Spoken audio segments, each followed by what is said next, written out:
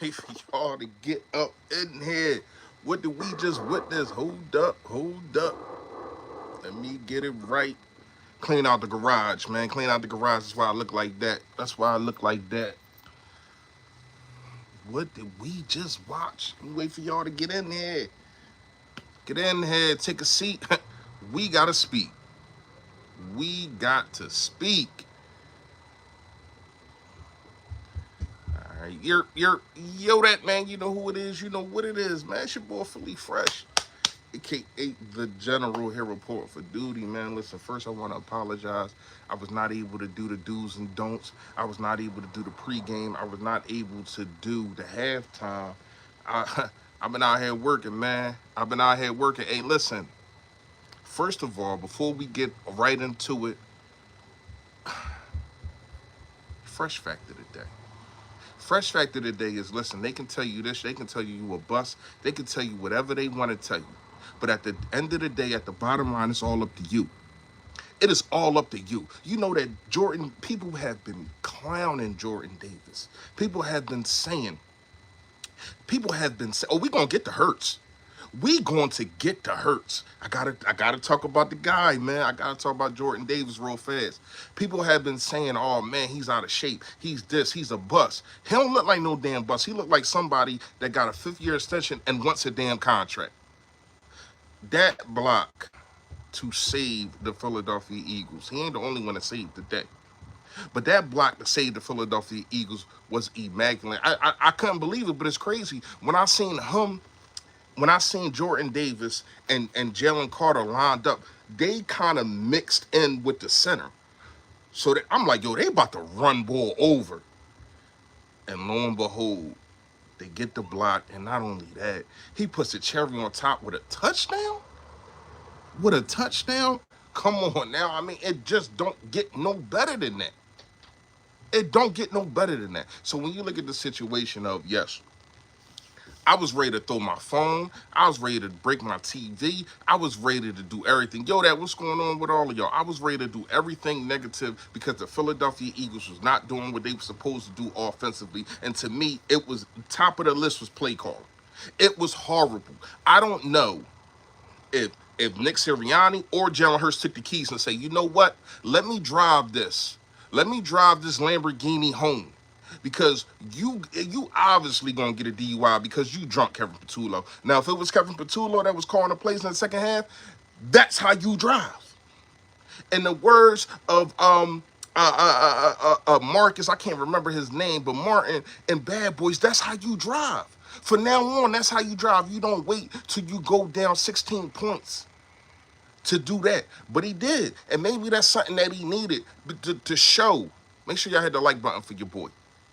The show, you know what? My quarterback can do what these quarterbacks do because it's crazy. A lot of people talking about some, yo, I don't know if Jalen Hurts could come back on teams. I don't know if they in the hole. Could he do what Josh Allen did to Baltimore in the 4th quarter and the second half? Could he do that?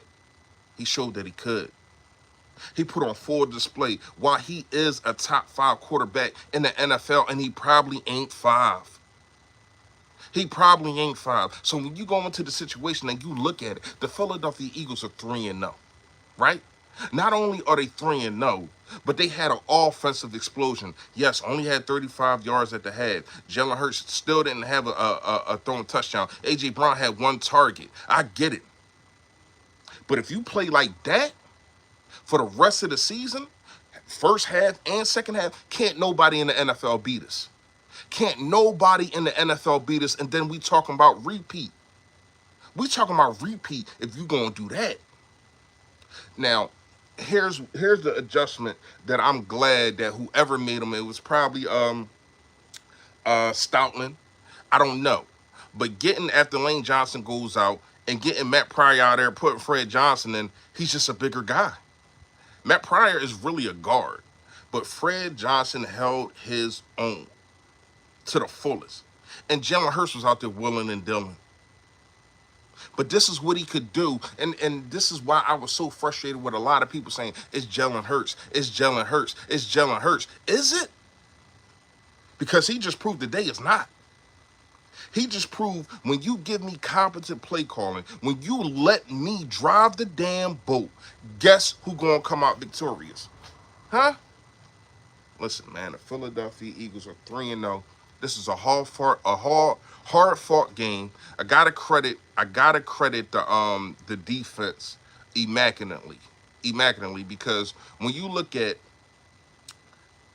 the stops, and yes, I know one of the touchdowns was a holding call, whatever the case may be. It was a stupid call, but we had stupid calls too. But when you look at the situation of making sure that these guys kick field goals, and I'm gonna say one thing I didn't like in the second half, real fast. I didn't like the fact of Nick Sirianni called a timeout. I didn't understand what that was about. I really didn't get it. I guess he ain't like the defense, so he called it. I get it, but I just didn't like it. So you get them more time, and they didn't have to burn the only timeout that they had. But I also didn't like the fact of that play call to go 2 points. To me, I think that should have been a quarterback draw, but it is what it is. But the defense was immaculate, and this is when the second half is what you call complementary football. The second half was one of the most dominant on both sides, all three sides, because Jake Elliott, he was amazing again, on all three phases of the football team, and this is what happens when you get that. When we go roster for roster, nobody on the Philadelphia Eagles team is messing with us. A.J. Brown finally goes off. He finally gets a touchdown. I'm not sure if he cracked 100 yards. I think he was around like 90. But you see my kids, they creeping. They acting like I can't see them. You see them, I don't know what they doing, but they acting like I can't see them. But you got a situation to where as though A.J. Brown is a top 3 wide receiver in the NFL, and he ain't 3. And he got a chance to put on that full display. He had some frustration in the first half, and I wasn't even mad at him. I wasn't even mad that he got the personal foul call, because it's like, dude, I'm over here, I'm running routes. You got these these dudes that can't mess with me, and I'm not getting the damn football. So what did they do? They drew up plays. What did they do? They came to a conscious decision to say, all right, enough of this. Enough of this. We're going to throw the ball to open up the run game. And yes, Saquon Barkley did get some better runs, but at the same time, the safeties had to drop back, because now y'all throwing the ball. Oh, we didn't know that y'all was gonna do that. So to me, it was like the game plan was stop Saquon Barkley, and I don't think that Kevin Patullo understood that. You got to understand that everybody in the NFL got pride. You talking about a Sean McVay-led team that got pride, that has won a Super Bowl. They're saying, yo, listen, he crushes twice, had over 200 yards. We're going to do everything in our power to make sure that doesn't happen. So how do you counter that? You throw behind him. You abuse Emmanuel Forbes, what A.J. Brown has done for a small career. Just has abused him at Washington, now abuse him at L.A. Yo, that stiff arm. Oh my gosh. You could tell that stiff arm was frustration. Like, I will not be denied because I'm tired of it. My own team is denying me on getting these pass plays. My own team is saying, happy birthday, Aunt Valerie, happy birthday. My own team is handcuffing me. I'm not gonna let you do it also. So shout out to A.J. Brown, man. Obviously, this was his best game of the season. I do think is more to come. We got a big game against Tampa. I think Tampa, I don't know if they lost. I don't know what happened. I look one time, it was 20-20. It was 20-26, and then I looked again, it was 27-20, 26. I don't know what the heck happened. But it looked like they lost to the Jets. Somebody let me know. But the blitz was being picked up better. Like I said, shout out to Fred Johnson. And Jalen Hurts was being able to dissect things and tear them apart. When you talk about the tale of two halves, when you talk about the ineptity of an anemic offense performance that the Philadelphia Eagles put in the first half, and then to go out there and do that, and it's crazy. It's going to be a lot of people going to say, I don't know which team it really is. Is it the first half or is it the second half? I don't give a damn. But I know if we play like that for 4 quarters, nobody in the NFL can beat the Philadelphia Eagles. Nobody. I don't give a damn if it's Baltimore. I don't give a damn if it's the Bills. I don't give a damn if it's Kansas City. I already beat them. I don't give a damn who it is. The Green Bay Packers, bring them all on. You can't beat us when we play like that. The Jets blocked the field goal for a return like us. Oh, they did? Oh, they did. I've been saying Jordan Davis has been dominant since his rookie season. Hold up. Since his rookie season, he's in shape on the field more. And people, yeah. So that's the biggest thing with Jordan Davis, that he was being let off the field on third downs, especially like on passing downs and things like that. He wasn't able to play 3-4 downs, but now that he has lost weight, he seemed like he in shape. I mean, did you see him sprinting down the damn field? Yeah, last year. Oh, the Jets still lost. Oh, okay. I ain't know they lost, but last year, what's going on? The Cowboys and the Bears. Don't care about them. But last year, he wouldn't have been able to do that. And not only that, you see him track down Matthew Stafford to make sure. I know Matthew Stafford not a runner, I get it, but Jordan Davis not supposed to be neither. The athleticism that Jordan Davis has from losing the weight, taking it serious, saying, "Yo, I didn't get no contract extension. My 5th-year option got picked up. I'm going to show y'all the reason why you need to pause, if necessary, extend me. I'm going to show you why I am going to be one of the best D tackles in the NFL, not just with the run." So you got to shout out Jordan Davis, man. I'm so proud. I'm really so proud of him, man. I'm not gonna lie to you, because you got a situation to where, though, people were saying if it wasn't for Jalen Carter, like, our defensive tackle room would be washed. He been chasing down QBs faster than Stafford. Yeah, he chased down damn, who did he chase down? Was it last year? Or no, 2 years ago. He chased down somebody 2 years ago on the sideline. I can't remember what it is. Rock, yo, that, what's going on? What's going on? But at the end of the day, this really about what Jalen Hurts can do if you give him the equal opportunity that the rest of these quarterbacks get. Stop handcuffing him. And people got on him for saying that, I guess he took the handcuffs off. I guess Kellen Moore took the handcuffs off. We see what he can do. We see what he can do. Did have a turnover today. That was a bad turnover. But still has not thrown an interception. I mean, he was flawless in the second half. And once again, he's a quarterback that shows up when you need him the most.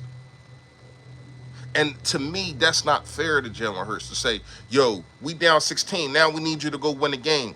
After you ain't want to utilize me and my weapons the whole first half. But now I got to go win this damn game because he's so damn good and because he's so much of a team player." He say, "Put my cape on. Put my cape on." Hold up. Hold up. Hold up. Hold up. And put my cape on. And put my cape on. I got you. I got you. But to me, that's not fair. I think Kevin Patullo needs to look at the second half and look at how he schemed guys just the play calling to get guys open. Dallas Goedert was really a non-factor today. A.J. Brown, Devontae Smith, and even Jahan Dotson, they went off. Who got the first passing touchdown? Was it Greg Cockertail? So to me, you gotta look at, and I'm not saying don't look at the first half, but maybe you don't need to look at the first half at all. Just throw all of that. Just crumble that up and throw that all away. Because the only touchdown that we got, the only points that we really got in the first half was because of the defense got an interception on Matthew Stafford.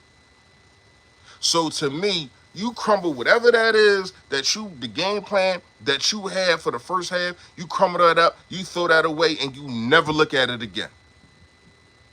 You never look at it again. You hear me?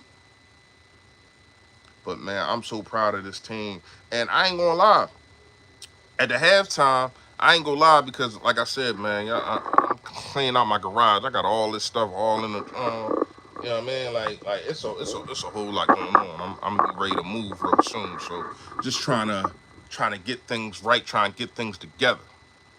So I wasn't really able to go live, but I was gonna say this team still can win a game, but the coaching got to be better. The play calling got to be better. We got the team. You mean to tell me with Saquon Barkley, A.J. Brown, Devontae Smith, Jahan Dotson, Dallas Goedert, the offensive line, even though Lane Johnson went out, well, all these guys, you can't get things going? You can only score 7 points in the first half? That's a problem. And to me, that's not a personnel problem. That's not a quarterback problem. That is a coaching problem. But it got fixed. I don't know how it got fixed, but however it got fixed, it needs to stay like that. If Nick Sirianni took over the play calling, he needs to take over for the foreseeable future. Kevin Petula, if it wasn't you calling these plays, I think you need to go back to making sure whatever you did before. Use a high voice in the meeting room. Maybe you need to go back to that because maybe this ain't for you. Because you've been in here for years. You seen the downfall of Brian Johnson. You seen the uprise of Kellen Moore. You've been here. So you know the highs and the lows. You've been to 2 Super Bowls. You've seen what Jalen Hurts can do. And that's the main reason why I wasn't really nervous coming into the season, because I'm like, yo, if anybody know Jalen Hurts better than Nick Sirianni, it's Kevin Petula. He been here through all the offensive coordinators. He been here. But until the second half, if he was the one calling the plays, it just didn't show on the field. It didn't show on the field. Now, I'm pretty sure A.J. Brown got a big smile on his face. Devontae Smith got a big smile on their face. They both got touchdowns today. Jalen Hurts had no touchdowns in two games. He had 3 today. Elite style play from your quarterback. Elite style play from your quarterback. It's somebody I wanted to give a wrench to that's in here. Who is it? Ivan, what's going on? Let me read some of these Jones. Damn, Drew Yodat, what's going on? Who I wanted to give a wrench to? I know they always here. Antonio Yodat, what's going on? Kev talking with Birds, Yodat, what's going on?